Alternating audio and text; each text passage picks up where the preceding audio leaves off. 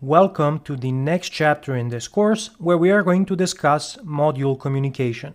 This is going to be one of the most important chapters inside of the modular monolith architecture course because the decisions that you make around your module communications will have a profound impact on how you can evolve your modules in the future. The module communication approach that you decide to implement is going to impose some constraints on your design, and you will be forced to make some trade-offs in order to get some benefits elsewhere. In this lesson, we're going to have a high-level discussion on the possible communication patterns that you can implement. Here's a quick introduction of the three main points that we're going to discuss in this lesson. We will talk about synchronous communication as well as asynchronous communication, and I'm also going to discuss eventual consistency and how you could go about implementing reliable messaging. We're going to start our discussion about module communication with synchronous communication between modules. And the simplest way that you can implement synchronous communication inside of a modular monolith is to have your modules call the public API of the other modules in your system. So if one of our modules, let's say module A,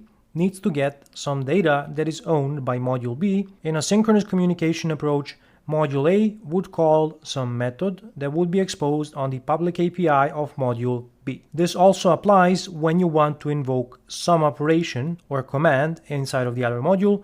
You can use the same approach by calling a method that is available on the public API of that module. The simplest way to implement something like this in .NET is to have your modules expose an interface representing the public API of that module. The implementation of this interface would be internal to that module, and we can encapsulate any important details such as how we are querying data or how we are writing data to a persistence mechanism. This approach definitely has some advantages. First of all, it's very fast because method calls execute directly in the application's memory, which means that the calling module can get a response almost immediately. Another advantage is that this communication pattern is very easy to implement, as you will see in one of the next lessons where I show you how to implement synchronous communication between modules. However, it does have the disadvantage of introducing temporal coupling between our modules. The best way to explain temporal coupling would be through an example, and let's say that module A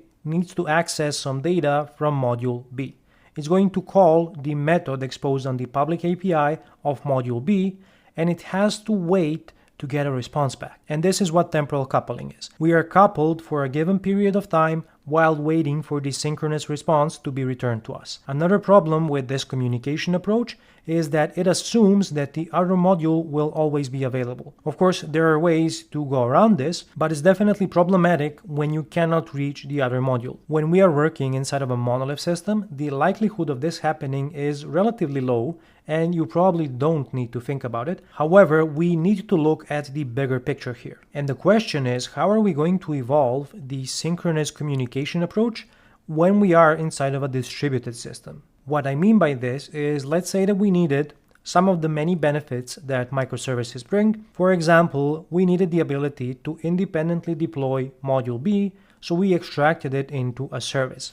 Now, for the communication between our two modules to continue working, we need to provide a different implementation for this communication approach, and instead of using method calls, now we would be sending network calls in a distributed system. From the module's point of view, the communication remains almost the same.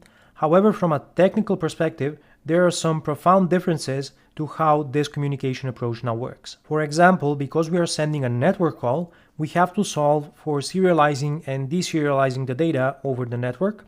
We also need to think about authentication between our modules. We also have to deal with failures when one of the modules is unavailable. And remember that the network is also unreliable, so we could encounter a failure because of a network request crashing. These are all problems that you will need to solve when implementing synchronous communication between modules. And another discussion point I want to bring up is, how are we going to implement consistency between our module boundaries? Here's a thought experiment for you.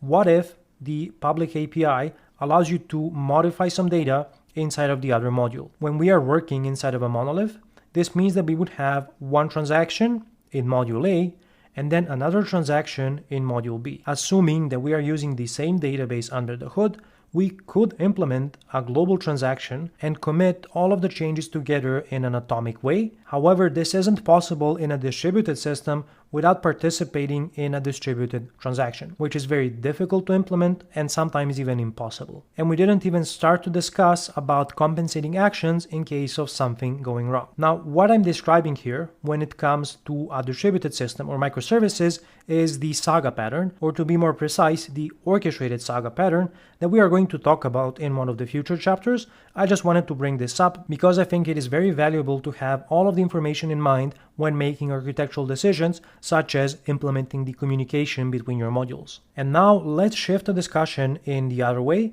and talk about asynchronous communication between modules. Instead of using method calls or network calls exposed on a public API, we would be sending messages over a message broker.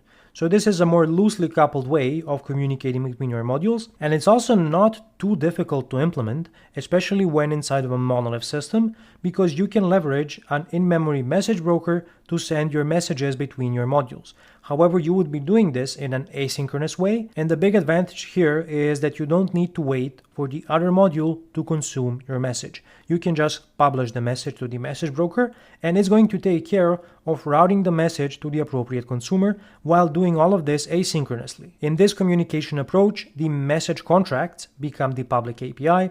You could implement this using C# classes, records, or even interfaces. This communication approach is completely asynchronous, and it's also loosely coupled. Let's also examine how this would work inside of a distributed system. As you can see, there isn't really much difference from the perspective of how modules publish and consume messages.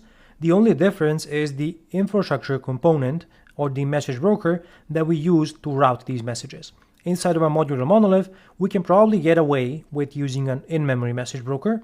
However, in a distributed system, we would definitely need a proper distributed messaging system, and an example could be RabbitMQ. You could also use many of the options that are available in the cloud, such as Azure Service Bus or Amazon SQS. One very big advantage of the asynchronous communication approach is how easy it is to introduce new consumers for your messages. In the synchronous communication approach, if you want to talk to more than one module, you will have to hard code that interaction into the calling module. However, in the case of messaging, the implementation of that is somewhat simplified, because all we have to do to introduce new consumers for the same message is just subscribe to that message on the message broker. In this example, we have two additional modules, modules C and D, that are also interested in the same message published by Module A. And pretty much all of the popular message brokers support fan-out messaging, where you can publish one message to the message broker and have it consumed by as many subscribers as you need. So from this perspective, the asynchronous communication approach is much more scalable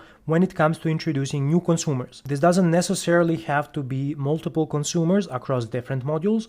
You could also have multiple consumers in just one module. However, this communication approach does come with a very big trade-off, and this trade-off is eventual consistency. Because you're introducing another component that sits between your modules and facilitates the communication between them, it means that the communication is somewhat delayed. There could be a given period of time from when you publish the message in one module to when it is consumed inside of the other module. And it's this period of time that your modules are not consistent with each other, and this is why we say that we will be eventually consistent when we eventually consume the published message. I'm going to discuss how we can deal with this in another lesson, but for now, let's see how we are going to implement the communication between our modules. We're going to start our discussion about module communication by laying the foundation and implementing a few additional components. The first thing that we will need is to be able to publish domain events inside of our modules and then trigger some side effects in the domain event handler. So in the next lesson, I will show you how we can implement this.